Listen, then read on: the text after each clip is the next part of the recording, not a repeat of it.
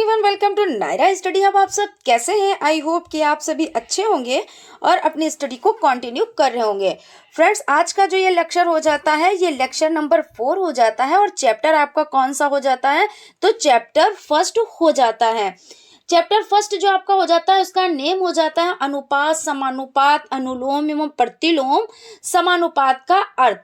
इससे पहले के जो वीडियो लेक्चर है यानी first lecture, second lecture, third lecture, ये आप लोग प्लेलिस्ट में जाकर वहां पर देख सकते हैं, क्योंकि कोई भी चीज की स्टार्टिंग करने से पहले क्या होता है उसके बारे में जानना जरूरी होता है। तो इसके लिए आपको सिलेबस देखना रहेगा और उसके बाद आपको फर्स्ट लेक्चर से चीजों को समझना रहेगा। जब आप फर्स्ट लेक्चर से चीजों को समझेंगे तो चीजें आपको ज्यादा से ज्यादा समझ में आएंगी। लेकिन ऐसा होता है जैसे जो कोई भी ऐसा होगा जो ये उसकी पहली वीडियो होगी, पहला क्लास होगा, ठीक है ना, तो वो लोग क्या करें, वो लोग पहले जो पहला लेक्चर है, दूसरा लेक्चर है, उन लेक्चर्स को कंप्लीटली देखें, जिससे क्या होगा, चीजें आपको बहुत ज्यादा ही समझ में आएंगी। ऐसा नहीं है कि इसमें समझ में नहीं आएगा, लेकिन जब हमें स्टार्टिंग से चीजें समझनी होती है और स्टार्टिंग करनी होती है तो हमें स्टार्टिंग से ही देखना रहता है, ठीक है ना। तो मैं क्या कहना चाहती हूँ आप लोग समझ चुके होंगे। तो फ्रेंड्स, आज स्टार्ट करते हैं। कुछ क्वेश्चंस लेकर आए हैं, क्योंकि कल की वीडियो में भी कुछ क्वेश्चंस लेकर आए थे और उन क्वेश्चंस को सॉल्व कराया था। आज भी कुछ क्वेश्चंस को सॉल्व कराएंगे। तो आपका फर्स्ट नंबर क्वेश्चन हो जाता है, क्वेश्चन है रेट 750 को 7:8 में विभाजित कीजिए। तो देखिए, किसको 750 को 7:8 में विभाजित कीजिए। तो किस तरह से विभाजित करेंगे, तो इसको सबसे पहले समझ लेते हैं। यहाँ पे आपका हो जाता है 750, ठीक है ना। कितना हो जाता है, तो आपका हो जाता है 750 और इसको क्या करना है, इसको 7:8 में विभाजित करना है। किस में विभाजित करना है, तो 7:8 में विभाजित करना है। तो इसमें सबसे पहले क्या करेंगे, तो कुल योग कर लेंगे। कुल योग का मतलब क्या होता है कि जैसे आपका ये अनुपात है तो इसका पहले हम कुल योग कर लेंगे। तो 7 प्लस आपका 8 बराबर कितना हो जाता है, तो आपका 15 हो जाता है, ठीक है ना। तो इसमें क्योंकि इसका भी अनुपात निकालना है, इसका भी अनुपात निकालना है, तो दोनों का निकालना है। तो किस तरह से, तो पहले हम स्टार्ट करेंगे पहला भाग, ठीक है ना। ये पहला आपका भाग हो जाता है। तो पहला भाग, क्योंकि यहाँ पे देखिए 15 निकल कर आए, क्योंकि जब आपने इसका योग किया तो 15 निकल कर आया, क्योंकि सबसे पहले आपका ये नंबर 7 हो जाता है, तो 7 को ले लेते हैं। उसके बाद आपका क्या हो जाता है, जो ये आपका 15 योग निकल कर आया था उसे हम कहाँ पे लिख देंगे, हर की जगह पे लिख देंगे। अंश में वो संख्या लिख देंगे और उसके बाद हर में हम लिख देंगे आपका 15। और गुणा किससे करना है, क्योंकि 750 क्वेश्चन में दिए हुए हैं, तो 750 से उसको गुणा कर देना है। क्यों कर देना है, क्योंकि जिसको बांटना है यानी कि उससे ही गुणा कर देंगे, है ना। तो 750 से इसको गुणा कर देंगे। अब क्या करेंगे, देखिए 15 एकम 15 और 15 दूना 30, 15 तिया 45, 15 चक्कू 60 और 15 पच्चीस 75, यानी 5 बार में ये कट जाएगा और एक जीरो बच गया। तो इस तरह से यहाँ पे हो जाएगा। अब आपके पास संख्या कितनी बची, तो आपके पास संख्या यही तो बची ना, आपके पास संख्या ये बची। अब आप इसका क्या करेंगे, गुणा कर देंगे। तो 7 पच्चे 35 और एक जीरो, है ना। तो 7 बचे 35 और आपका ये जीरो बच गया, तो इस जीरो को यहाँ पे लिख देंगे, यानी आपका पहला भाग निकल कर आ गया है। अब क्या करेंगे, दूसरे भाग के लिए आप क्या करेंगे, अब दूसरे भाग के लिए आपको यही प्रोसेस करना रहेगा, क्योंकि आप ऐसा भी कर सकते हैं कि माइनस भी कर सकते हैं, लेकिन आपकी प्रैक्टिस बनी रहे तो इसलिए आपको दूसरा भाग भी इसी तरह से निकालना है। तो यहाँ पे देख लेते हैं दूसरा भाग। तो आपका जो दूसरा भाग हो जाता है उसको क्या करेंगे, देखिए दूसरा भाग आपका है, यहाँ पे ये आपका नंबर कितना है, 8 है ना। तो आपने 8 संख्या ले ली। उसके बाद आपने जी आपका योग जो आया था उसको आपने नीचे रख दिया, यानी हर की जगह पे रख दिया। फिर उसके बाद आपने गुणा किससे किया, तो गुणा आपने 750 से किया। देखिए कोई बहुत ज्यादा टफ नहीं है ये, है ना, सिर्फ समझने का फेर है। तो फिर 15 एकम 15 और 15 पच्चे 75, यही तो है ना, 15 पच्चे 75 और यहाँ पे एक 0 हो जाएगा, ये कट जाएगा, आपका बचा 50 और 8, यही तो है। तो 8 पंजे 40 यानी 8 पंजे 40 आपका हो गया और एक 0 हो गया, तो 400 यानी 400 आंसर निकल कर आ गया। तो पहला भाग देखिए आंसर कितना निकल कर आया था, तो 350 और दूसरा निकल कर आया 400, यानी क्या हो गया 750 हो गया। अगर आप इसको माइनस भी करते एक निकालने के बाद, ये पहला भाग आपने निकाल लिया था, फिर माइनस कर देते तब भी आंसर आ जाता। अब चलते हैं नेक्स्ट क्वेश्चन की तरफ। आई होप आपको ये क्वेश्चन समझ में आ गया होगा। नेक्स्ट क्वेश्चन आपका हो जाता है 1200 को ए बी तथा सी में 2:3:7 में विभाजित कीजिए। तो इसको किस तरह से करते हैं, देखिए सबसे पहले अभी आपने क्या किया था, इसको प्लस किया था ना, तो वही प्रोसेस आप फिर से करेंगे। तो आपका हो जाता है ए और आपका हो जाता है बी और आपका हो जाता है सी, है ना। ये आपका ए बी सी आपका है अनुपात। तो अनुपात कितना है, ए बी सी का अनुपात कितना है, तो ए बी तथा सी में अनुपात 2:3:7 है। तो एक अनुपात यानी ए का अनुपात 2 है और बी का अनुपात 3 है और आपका सी का अनुपात कितना है, तो 7 है।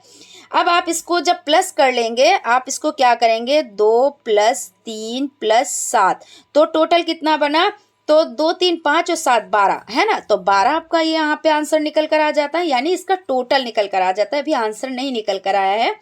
फिर उसके बाद आप उसी तरह से प्रोसेस करेंगे कि पहला भाग, पहला आपका क्या है, ए है ना ये, तो ए का भाग यहाँ पे आप इस तरह से कर लें, ए का भाग, तो ए का भाग क्या हो जाता है, तो पहले 2 है ना, ए का भाग यहाँ पे समझिए 2:3:7 अनुपात है, तो 2 का जो है ये ए का भाग क्या हो गया, तो 2, यहाँ पे पहले 2 और जो योग निकल कर आया था तो 12 निकल कर आया था, तो हर में आप कितना लिखेंगे, तो 12 लिखेंगे और यहाँ पे कितना था आपका, तो 1200 है ना। ये देखिए यहाँ पे आपका 1200 है, तो आप 1200 से आप गुणा कर देंगे। तो यहाँ पे देख लेते हैं 12 एकम 12, 12 एकम 12 और ये कि 2 ये 0 हो गए, है ना। तो 100 और 100 से आप 2 की गुणा करेंगे तो कितना आंसर निकल कर आएगा, यानी आपका 200 निकल कर आ जाता है। यानी ए का जो भाग निकल कर आया है तो वो कितना निकल कर आया है, 200 रेट, है ना, इतना निकल कर आपका आ गया। अब इसी तरह आप बी का निकालेंगे, तो बी का भाग यहाँ पे निकाल लेते हैं, बी का भाग। तो अब देखिए क्या करेंगे, बी देखिए यहाँ पे 3 हो जाता है, ए का 2 है और अनुपात बी का 3, तो आप देखिए यहाँ पे 3 हो जाता है, यानी 3 हो जाता है। ये वहां से ये कट है ना, यहाँ से इसे लाइन कर देते हैं इस तरह से, तो 3 हो जाता है। उसके बाद आपका कितना हो जाता है, तो जो आपका यही जो आंसर आया था इसका टोटल किया था, तो ये 12 हो जाता है और गुणा आपको कितना करना है, तो 12 से ही आपको गुणा करना है। तो 12 से 12 कट गया यानी एक बार में, और ये 2 0 हो गए, और 100 की 3 से आप गुणा कराएंगे तो कितना आंसर आएगा, तो आपका 300 निकल कर आ जाता है, यानी 300 रेट निकल कर आ जाता है। अब यहाँ पे हम लोग समझ लेते हैं सी का।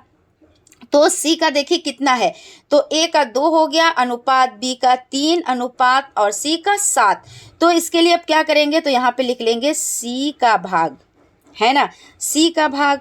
तो सी का भाग आपका बराबर हो जाता है, कितना होगा, तो 7 बटे और ये आपका 12 हो जाएगा, और गुणा किससे कराएंगे, तो 1200 से गुणा कराना है। तो 12 से 12 एक बार में कट गया और ये 2 0 हो गए, और उसके बाद यहाँ पे 7 की गुणा 100 से, तो यानी 700 कितना निकल कर आया, तो 700 रेट कितना निकल कर आया, तो 700। तो इस तरह से ये आपका सॉल्व हो जाता है। आई होप कि आप लोगों को बहुत अच्छे से समझ में आ गया होगा, कहीं पर कोई डाउट कोई कन्फ्यूज़न नहीं रही होगी। अगर कोई कन्फ्यूज़न है, कोई डाउट है, तो आप उसे क्लियर कर सकते हैं कमेंट करके, ठीक है ना। नेक्स्ट क्वेश्चन की तरफ चलते हैं। क्वेश्चन आपका हो जाता है, क्वेश्चन है यदि ए अनुपात बी बराबर 3:4 तथा बी अनुपात सी बराबर 8:9 हो तो ए अनुपात बी अनुपात सी ज्ञात कीजिए। तो ये जो क्वेश्चन आपका हो जाता है, तो इसको किस तरह से सॉल्व करेंगे देख लेते हैं। सबसे पहले क्या है कि ए अनुपात बी कितना है, तो बराबर आपका हो जाता है, यहाँ पे आप देख सकते हैं कि A अनुपात B बराबर 3:4 तथा B अनुपात C बराबर 8:9, है ना, यही तो है। तो A अनुपात B अनुपात C ज्ञात कीजिए। तो यहाँ पे समझ लेते हैं। क्वेश्चन देखिए आपका क्या हो जाता है कि यदि A अनुपात B बराबर 3:4 तथा B अनुपात C बराबर 8:9 हो तो A अनुपात B अनुपात C ज्ञात करना है। तो सबसे पहले इसको किस तरह से समझते हैं। देखिए यहाँ पे आपका हो जाता है A अनुपात B, तो आप इसे किस तरह से लिख सकते हैं। तो A अनुपात B को A/B, है ना, इस तरह से लिख सकते हैं। फिर उसके बाद 3:4 है तो बराबर आपका 3/4, आप ऐसे तो लिख सकते हैं ना। फिर उसके बाद देखिए B अनुपात C है तो आप B अनुपात C को B/C में लिख सकते हैं। बराबर ये कितना है 8/9 है तो 8/9, इस तरह से तो लिख सकते हैं ना। अब आप क्या करेंगे, क्योंकि देखिए यहाँ पे B जो है उसका मान कितना है तो 4 है ना। यहाँ पे देखिए B और यहाँ पे B है 8, तो अब हमें क्या करना है, B को बराबर कर लेना है। तो B को बराबर करने के लिए हम क्या करेंगे, B को बराबर करने के लिए हम इसको गुणा करेंगे, लेकिन ये शर्त होती है इसमें ऊपर नीचे सेम संख्या से गुणा करना होता है। तो जब हम 2 से गुणा कर देंगे तो 4 दूना 8 हो जाएगा ना, तो 2 से हम गुणा कर देंगे। तो इसके लिए हमें ऊपर भी 2 से गुणा करनी रहेगी। तो यहाँ पे जो आपका हो जाता है तो A/B जो आपका हो जाता है वो बराबर हो जाता है 3 दूना 6 हो जाता है ना, और उसके बाद ये आपका 4 दूना 8 हो जाता है ना। और क्योंकि यहाँ पे देखिए B का मान 8 है तो यहाँ पे तो हमें नहीं चेंज करना है, तो हम क्या करेंगे, वैसे ही हम उसको लिख लेंगे। तो B/C आपका हो जाता है बराबर कितना है तो 8/9 ये हो जाता है। अब यहाँ पे आप समझें, A अनुपात पूछा क्या गया है कि A अनुपात B अनुपात C बताएं, तो A अनुपात B अनुपात C बराबर कितना हो जाएगा। देखिए यहाँ पे A जो है वो कितना है तो 6 है, तो यहाँ पे आप बराबर 6 लिख देंगे। अनुपात यहाँ पे B, देखिए B 8 यहाँ पे भी है 8 यहाँ पे भी है, इसी को तो बराबर किया गया है ना, क्योंकि इसको बराबर किया जाता है उसके बाद मान रखा जाता है, तो इसका मान 8 हो जाता है। उसके बाद अनुपात C का कितना है तो 9 हो जाता है। तो इस तरह से आपका आंसर निकल कर आ जाता है 6:8:9। तो ये तो बहुत ही इजी हो गया, क्योंकि आपको सबसे पहले क्या करना है, इसमें देखिए आपको ये देखना है कि कैसे बराबर करना है, कितने नंबर से आपको बराबर करना है। तो जब B का मान यहाँ पे 8 है और यहाँ पे 4 है तो 4 दूना 8 हो जाता है, यानी 2 से आप इसको ऊपर नीचे गुणा कर देंगे। और शर्त ये होती है जब आप जहाँ B के मान को बराबर करेंगे तो आपको ऊपर यानी अंश वाली संख्या भी उसको गुणा करना होता है सेम संख्या से। तो आपने यहाँ पे कर दिया, इस तरह से हो गया। और इसमें क्या होता है, जैसे अनुपात में आपका पूछा गया तो अनुपात का मतलब यही तो होता है, जैसे A अनुपात B होता है तो A और बटे B आप लिख सकते हैं, है ना, इसी फॉर्म में तो आप लिख सकते हैं। तो ये चीज आपकी हो जाती है। तो इस तरह से आपका A अनुपात B अनुपात C ये निकल कर आपका आ जाता है, यही आपका आंसर हो जाता है। आई होप आप लोगों को अच्छे से समझ में आ गया होगा। अब नेक्स्ट क्वेश्चन की तरफ चलते हैं। क्वेश्चन आपका हो जाता है, यदि 2A बराबर 3B बराबर 4C हो तो A अनुपात B अनुपात C ज्ञात कीजिए। तो यहाँ पे आप देख सकते हैं सबसे पहले क्या करना है, क्योंकि देखिए ये इस फॉर्म में लिखा हुआ है कि यहाँ पे आपका हो जाता है 2A बराबर 3B बराबर 4C, यानी 2A बराबर 3B बराबर 4C। तो A अनुपात B अनुपात C को ज्ञात करना है। तो अब आप क्या करेंगे, देखिए यहाँ पे समझ लेते हैं। जैसे आपका हो जाता है 2A बराबर 3B बराबर 4C, तो आप इसको इस तरह से 2 भागों में तोड़ लेंगे, ठीक है ना, 2 भागों में तोड़ लेंगे। तो इसका मतलब क्या हो जाता है, इसका मतलब ये हो जाता है जैसे 2A है तो इसके साथ में 3B रहेगा, ठीक है ना। और B आपका जो यहाँ पे समझ लेते हैं, तो यहाँ पे समझ लेते हैं। देखिए यहाँ पे क्या, जैसे 2A बराबर 3B बराबर 4C, तो इसको 2 पार्ट में डिवाइड कर लेते हैं। तो 2A बराबर 3B और 3B को यहाँ पे आपका हो जाता है 3B और आपका बराबर 4C हो जाता है। ठीक है ना। नंबर को अब एक तरफ कर लेंगे, तो नंबर को एक तरफ कैसे करेंगे, जो ये आपके अल्फ़ाबेट हैं इनको एक तरफ करेंगे, तो आपका जो ए है, ठीक है ना, ए है, जब ये बी इस तरफ आएगा, बराबर के दूसरी तरफ आता है, तो जब गुणे में होता है तो वो भाग में हो जाता है, तो ये बी जो आपका है वो भाग में हो जाएगा। उसके बाद आपका यहाँ पे 2 है, ठीक है ना, तो यहाँ पे पहले से ये 3 है, तो 3 को हम इस तरह से लिख लेंगे, और ये 2 जब इधर आएगा तो ये गुणे में है तो ये भी भाग में हो जाएगा। तो इस तरह से ये आपकी फॉर्म हो गई। उसी तरह से इस तरफ भी यही प्रक्रिया करेंगे। तो क्या करेंगे, ये आपका जो बी है, तो इधर ये बी रहेगा, और जब ये सी आएगा तो ये बटे में हो जाएगा। फिर उसके बाद आपका ये 4 है, तो 4 यहीं पे रहेगा, और इधर ये 3 आएगा तो ये भी बटे में चला जाएगा। तो इस तरह से इस तरह ये इक्वेशन बनके आपकी तैयार हो गई। अब क्या करेंगे, अब देखिए इसमें करना क्या है, a बटा b बराबर, यहाँ पे क्योंकि इसमें बराबर करना है, तो यहाँ पे b का मान देखिए 2 है और यहाँ पे b का मान 4 है। अब दोनों जगह हमें सेम करना है, तो सेम करने के लिए हमें क्या करना है, हमें ऊपर नीचे गुणा कर देनी है सेम संख्या से। तो सेम संख्या से कैसे करेंगे, तो अगर हम 2 से ऊपर नीचे गुणा कर देते हैं तो यहाँ पे कितना बन जाता है, तो 2 दूना 4 बन जाता है, और 3 दूना 6 बन जाता है। तो यानी यहाँ पे देखिए a बटा b आपका हो जाता है, तो 3 दूना 6 हो जाता है, और 2 दूना 4 हो जाता है, और b और c, जो आपका b और c है वो बराबर कितना है, तो वो तो 4 और 3, 4 बटा 3 था ही, तो इसमें आपको कोई चेंजिंग नहीं करनी है। तो यहाँ पे अब आप कैसे लिख सकते हैं, अब यहाँ पे आप इस तरह से लिख सकते हैं, a अनुपात b अनुपात c। तो a निकल कर कितना आ गया, तो a देखिए यहाँ पे आपका जो निकल कर आया है वो 6 है ना, a 6 निकल कर आया है, अनुपात हो जाता है, b कितना निकल कर आया, देखिए यहाँ पे भी 4 हो जाता है, यहाँ पे भी 4 हो जाता है, यानी आपका b का जो मान है वो 4 निकल कर आ जाता है, और c का मान कितना निकल कर आ जाता है, तो देखिए c का मान आपका 3 निकल कर आ जाता है। तो इस तरह a अनुपात b अनुपात c का मान आपका 6 अनुपात 4 अनुपात 3 निकल कर आ जाता है। ये क्वेश्चन भी आपका सॉल्व हो जाता है। आई होप आप लोगों को अच्छे से समझ में आ गया होगा। इसमें देखिए क्वेश्चन उसी तरह का था, ऐसा नहीं था कि कुछ इसमें अलग से दिए हुए हैं, लेकिन थोड़ा सा समझना था, क्योंकि इसको पार्ट में डिवाइड करना था, और डिवाइड करने के बाद वही इक्वेशन बन जाती है, जो गुणे में होता है उसे भाग में कर दिया जाता है ना। जब बराबर के दूसरी तरफ आता है तो क्या किया जाता है, अगर गुणे में कोई संख्या है तो भाग में कर दी जाती है। और एक चीज तो आपको पता है कि नंबर्स को एक तरफ कर दिया जाता है, और अल्फाबेट जो होते हैं उनको एक तरफ कर दिया जाता है।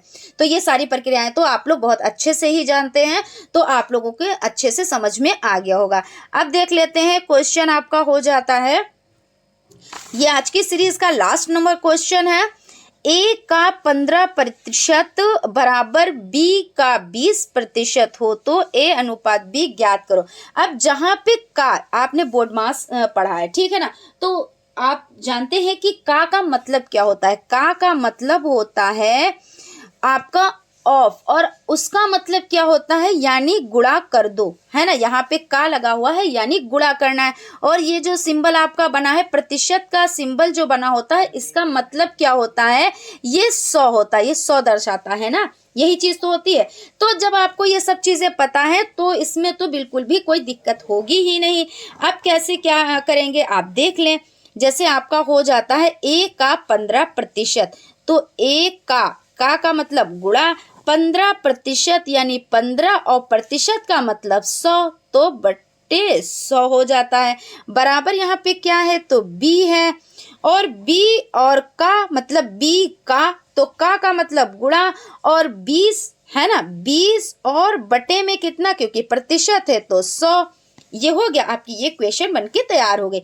अब देखिए इसको सॉल्व कैसे करना है, क्योंकि 100 और 100 ये यहाँ पे कट जाएंगे। अब आप सोचेंगे ये 100 कैसे कट गए, तो बराबर में है, लेकिन जब बराबर के दूसरी तरफ जाएगा तो ये गुणे में हो जाएगा, और गुणा ऊपर नीचे जब सेम संख्या होती है तो कट जाती है। तो यहाँ पे ये आपका कट गया, यानी ये 100 कट गया, 100 से 100 कट गया।